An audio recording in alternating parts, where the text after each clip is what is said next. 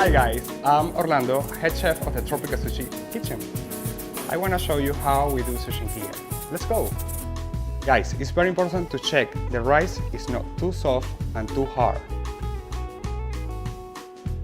Cream cheese, super fresh salmon,